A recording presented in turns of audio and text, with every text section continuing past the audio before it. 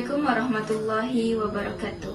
Ajaran Taslim merupakan ajaran yang tertua di Malaysia.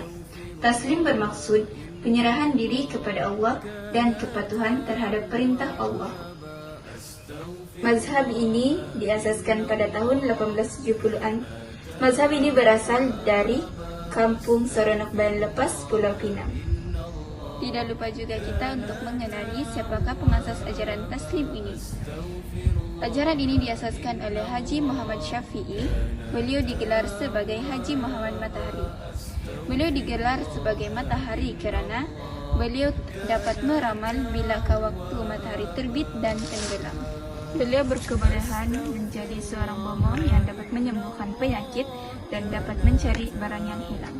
Beliau pernah merancang untuk memperkenalkan satu ajaran yang dapat menyembuhkan penyakit hati yang gelisah dan tidak tenteram bersama seorang kenalannya yang berasal dari India. Namun, rancangan tersebut adalah gagal. Beliau juga menganggap dirinya sebagai pengganti Rasulullah SAW setelah Rasulullah wafat. Sekian itu sahaja pengenalan mengenai latar belakang ajaran Taslim dan latar belakang pengasas ajaran Taslim. Terdapat banyak ciri-ciri ajaran agama Taslim. Antaranya ialah yang pertama dari segi puasa. Orang-orang yang beragama Taslim ini juga berpuasa sama seperti orang agama Islam berpuasa. Tetapi puasa mereka hanya bersandarkan niat. Selepas niat, mereka boleh makan dan minum seperti biasa. Ciri agama Taslim yang kedua ialah haji. Mereka juga menunaikan haji, tetapi mereka hanyalah sekadar cukup mendaki Bukit Payung di Bayan Lepas, Pulau Pinang. Mereka juga mengerjakan haji sama seperti orang Islam yang lain di bulan haji, tetapi ibadah haji mereka bukan di Mekah, tetapi dilakukan di Kampung Seronok, Bayan Lepas, di mana disediakan di sana replika kaedah untuk menunaikan ibadah haji. Ciri ajaran agama Taslim yang ketiga ialah kalimah syahadah. Mereka juga mengucapkan dua kalimah syahadah dengan menukar Muhammadur Rasulullah kepada Muhammad Syafi Rasulullah.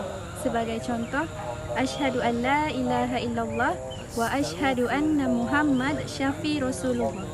Islamnya seseorang itu hanyalah sah apabila dia berjumpa dengan Rasul yang berada di Kampung Seronok. Ciri ajaran agama Taslim yang keempat ialah solat. Mereka tidak perlu sembahyang kerana Allah akan bersama-sama dengan mereka beserta tubuh badan mereka apabila mereka mengucap. Mereka juga solat seperti biasa, tetapi mereka hanya solat berdasarkan niat tanpa rukun kauli dan rukun fi'li. Untuk solat Jumaat pula, mereka hanya akan solat di masjid mereka sendiri, iaitu sembahyang menghadap matahari yang terbit. Selain itu, arah kiblat dan mimbar mereka juga menghadap matahari yang terbit. Contoh yang lain pula, mereka juga menyerahkan diri, anak dan isteri mereka kepada Rasulnya atau penggantinya yang mana berada di Kampung Seronok Bayan Lepas, Pulau Pinang.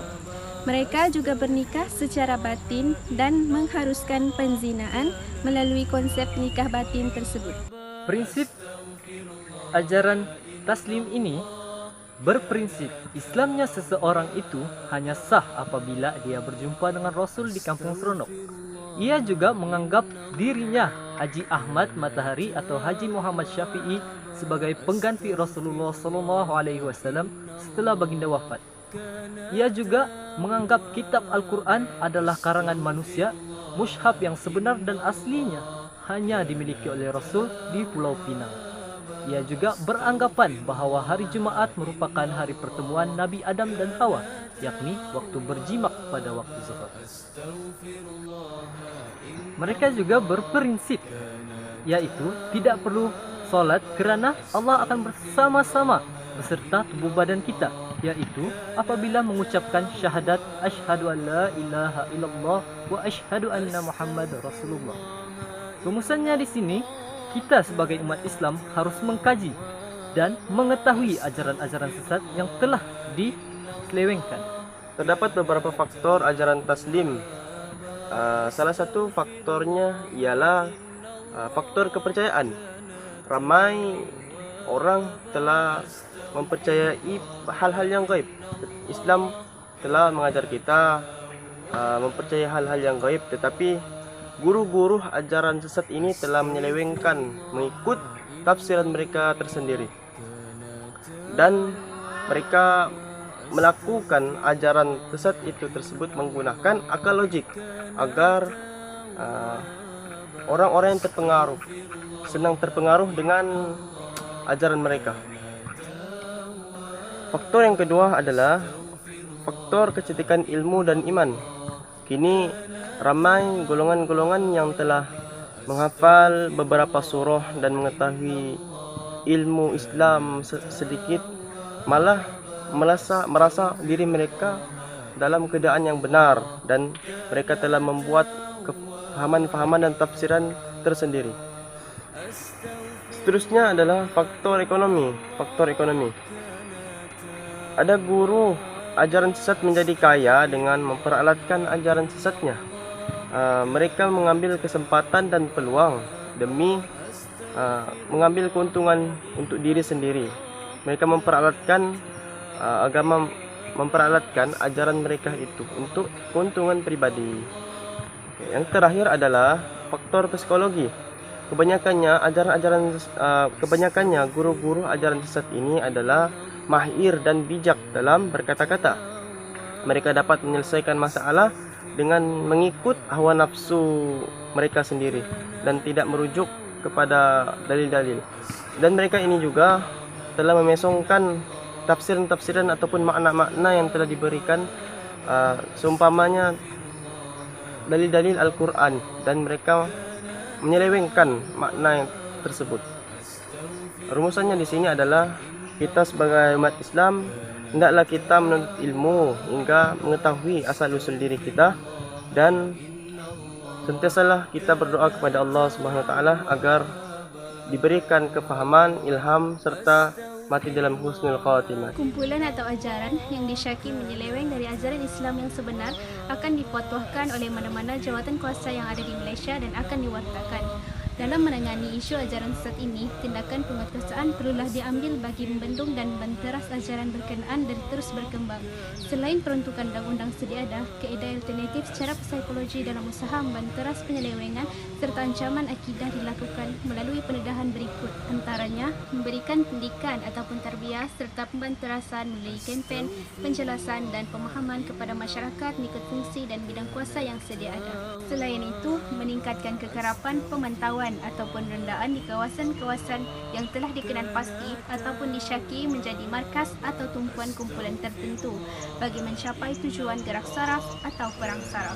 Akhir sekali, meningkatkan lagi pemahaman agama Islam dalam masyarakat kita dengan mewujudkan majlis-majlis ilmu di setiap tempat, tidak kira di kawasan bandar maupun non-bandar, agar ajaran agama Islam yang sebenar dapat tersebar dengan lebih luas, dan ia juga dapat membantu membanteras ajaran sesat yang semakin berkembang di negara kita. Allah berfirman dalam surah An-Nisa ayat 150 hingga 151. Sesungguhnya orang-orang yang kafir kepada Allah dan Rasul-Rasulnya dan bermaksud memperbedakan antara keimanan kepada Allah dan Rasul-Rasulnya dengan mengatakan, kami beriman kepada yang sebahagian dan kami kafir terhadap sebahagian yang lain, serta bermaksud dengan perkataan itu mengambil jalan tengah antara iman atau kafir, merekalah orang kafir yang sebenar-benarnya. Kami telah menyediakan untuk orang-orang kafir itu siksaan yang menghinakan. Dari Abu Zar Jundub bin Junadah dan Abu Abdurrahman Mu'adz bin Jabal radhiyallahu anhuma, dari Rasulullah SAW bersabda, bertakwalah kepada Allah di mana sahaja engkau berada, dan ikutilah kejahatan dengan mengerjakan kebaikan, nescaya ia akan terhapus, dan berperangai kepada manusia dengan perangai yang baik. Diriwayatkan oleh At-Tirmizi. كان توابا